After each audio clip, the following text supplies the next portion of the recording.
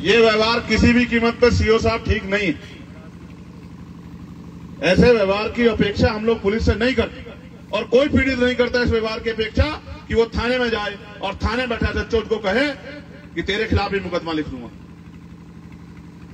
ये व्यवहार की अपेक्षा हम नहीं करते और हमारे लोग हिंसा से कोसों दूर रहते। ये सवाल है कि जब अच्छे अधिकारी नहीं होंगे और उनका व्यवहार जनता के प्रति अच्छा नहीं होगा तो इसका खामियाजा भी लोगों को भुगतना पड़ेगा। जब अधिकारी अपना जमीर बेच के और चंद पैसों में अपराधियों को संरक्षण देंगे तो इसका खामियाजा भी गरीबों को भुगतना पड़ेगा। जब अपराधी जनता से गुलामों जैसा व्यवहार करेंगे और जनता को पैरों की जूती समझेंगे तो इसका खामियाजा भी जनता को भुगतना पड़ेगा। और ये अधिकारी इसलिए बेलगाम हो गए हैं क्योंकि इनको लगता है कि जनता उनका कुछ नहीं बिगाड़ सकती। क्या कर लेगी, उल्टा कोई बोलेगा इनके खिलाफ मुकदमा लिख देंगे। जैसे एक अधिकारी के बारे में पता लगा कि वो थाने में उन्होंने कहा कि तुम्हारे खिलाफ 307 का मुकदमा लिख दूंगा, लिख दिया जाए मुकदमा।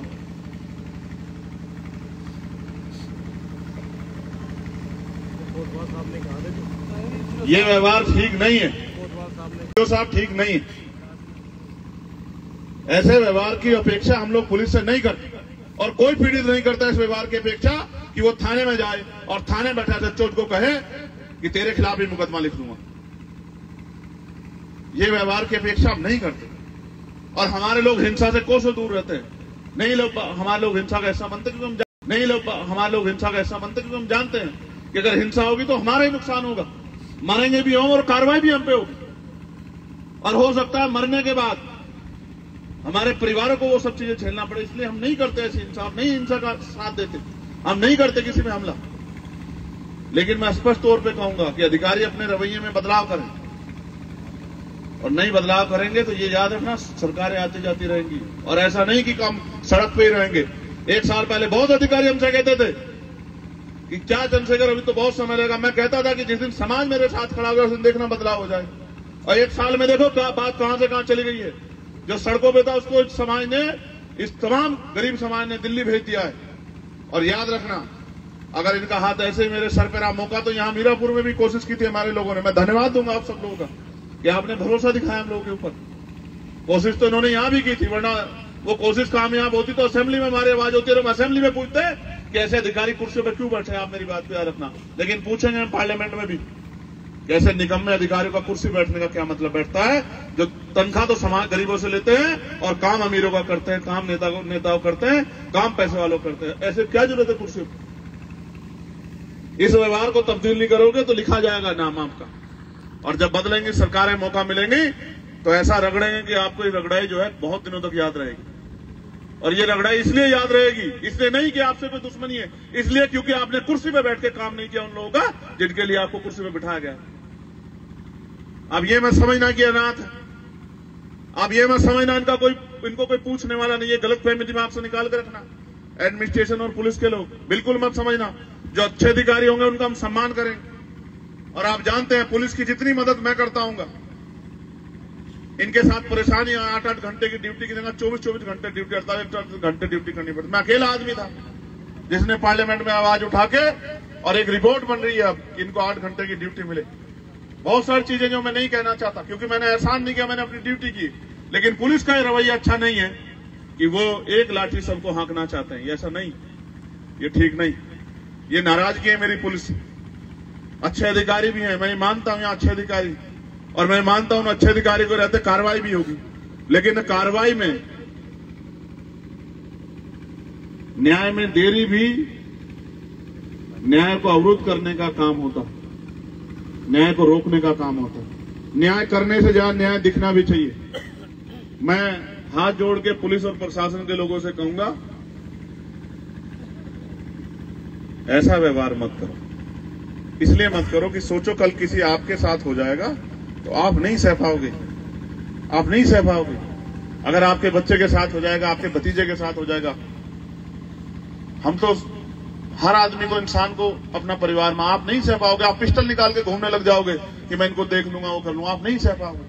हमें सहने की आदत है, हमने सहा, हमें आदत है, हम लंबे समय सहते आ रहे हैं, इसलिए हमें आदत है। लेकिन ऐसा नहीं कि हम इसको आदत बना के बैठे हैं। हम इसलिए करते हैं कि ठीक है, कानून व्यवस्था सही रहनी चाहिए। वरना आप देखो, ये बेटे बैठ जा, हम जा, बैठ जा और बटन बंद कर ले, हवा ना लग जाए। हवा भी लग जाती है, हवा चल रही है ठंडी। इंसाफ अगर मांगने से मिलता तो सबको मिल जाता। शांत हो जाओ, शांत हो जाओ, शांत हो जाओ। अब उसकी तरफ मत ध्यान दो। आप देखो ये कितने लोग हैं, अगर ये सड़क पर निकल जाएं तो क्या कानून व्यवस्था ठीक रह सकती है? आप देखो, और ऐसा नहीं कि हम कमजोर हैं। मैं यहां खड़े होकर चैलेंज करके कहता हूं कि अगर यहां खड़े होकर एक आवाज देकर कहूंगा कि आओ अपने गांव के बाहर आ जाओ, तो आप नहीं संभाल पाओगे। आपको एहसास नहीं है। अगर हम शासन सत्ता में नहीं है तो आप मत समझो कि हम कमजोर हैं। आप ऐसा ट्रीटमेंट नहीं कर सकते हैं गरीबों के साथ। याद रखना मेरी बात को। यहां खड़े होकर कहूंगा और चैलेंज करके कह रहा हूं, जिसको गलतफहमी हो निकाल लो और आओ सामने और कहो कि दिखाओ तो कोई यहां से और बिजनौर से लेकर दिल्ली तक अगर आपको नहीं दिखाया कि आप कितनी शक्ति रखते हैं, तब बताना आप उसको। आप नहीं जानते। ये लोकतंत्र और जनता इसमें मालिक है। जनता के साथ चलता है लोकतंत्र।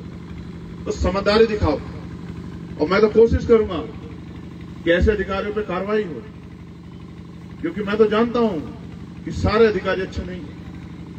मैं आपसे भी कहूंगा कि संयम रखो, धैर्य रखना बहुत जरूरी है। एक्शन का अगर रिएक्शन होगा तो उसका परिणाम अच्छा नहीं होगा।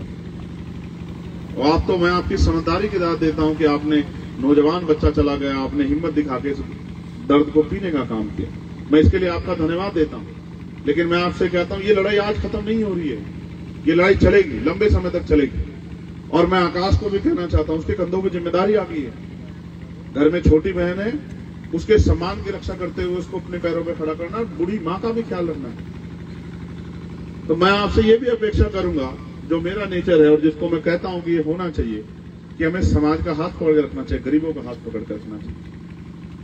मैं, आपको तो याद है बाबू जी, बागपत अभी तो 2 ही दिन बीते। इस परिवार की कुछ मांगे हैं, वो भी मैं पढ़ देता हूं। मगर मैं जानता हूं कि जैसे मैं पढ़ दूंगा वैसे ही एडमिनिस्ट्रेशन पुलिस के लोग सुन लेंगे। बाकी पूरी तो ये तभी होंगे जब शासन शक्ति चंद्रशेखर आजाद के हाथ में होगी। उससे पहले तो पूरी नहीं हो सकती, ऐसा तो मुझे नहीं लगता। इतना तो न्यायप्रिय नहीं है कोई। ये तभी पूरी होंगी जब ताकत हमारे हाथ में होगी। फिर तो हिंसा ही नहीं कर सकता कोई। हम चैलेंज करके कहते हैं, जिसके अंदर घमंड हो, जो कहता हूं मैं ताकतवर हूं, जो कहता हमारी बांधी बनती खोली खुलती, जब हम पे ताकत होगी तो कर लेना, हम देख लेंगे।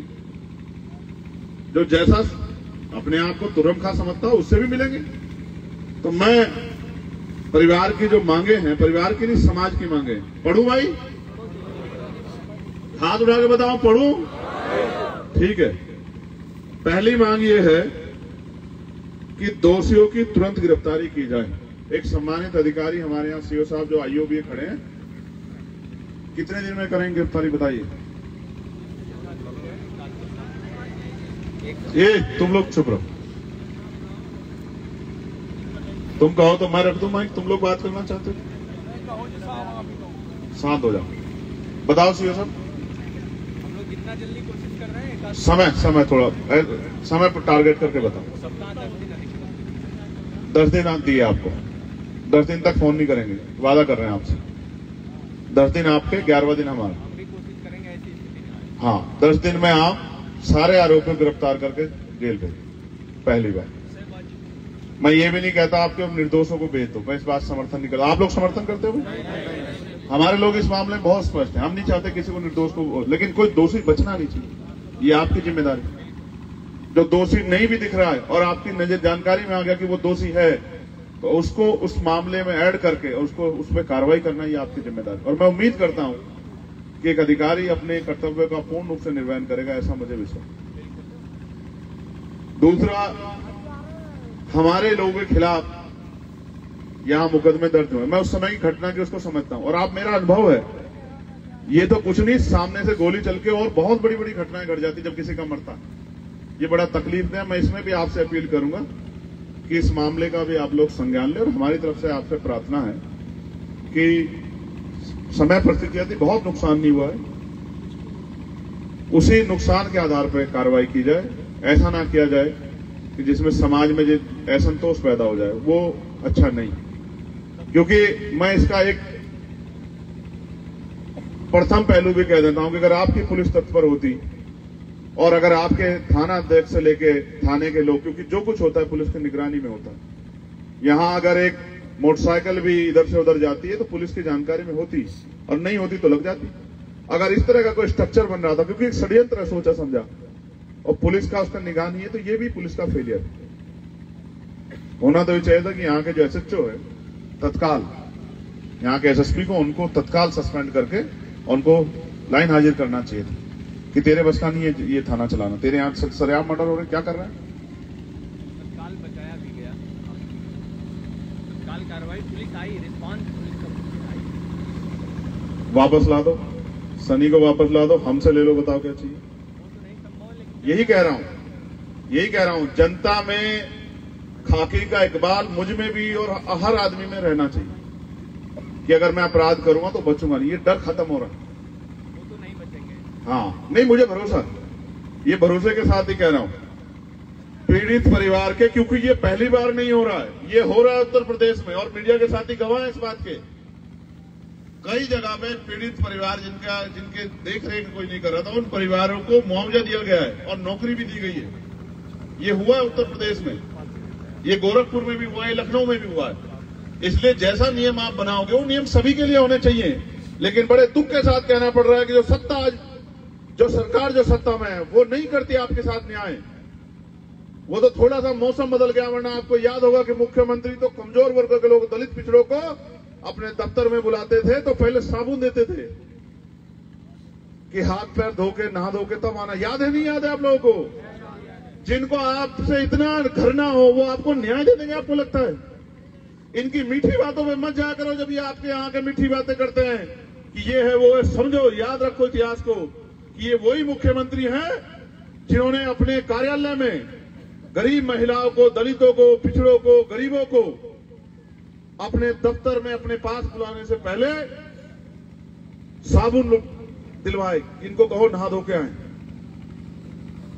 अब ऐसे इस तरह की मानसिकता के व्यक्ति, चाहे वो मुख्यमंत्री बन जाए या प्रधानमंत्री, मैं उम्मीद नहीं कर सकता कि हमारे लोग से अन्याय करेंगे। लेकिन फिर भी क्या को कह रहे हो आप, हमें बता दो ना भैया पे, तो बात तब जाएगी जब हम नहीं होंगे।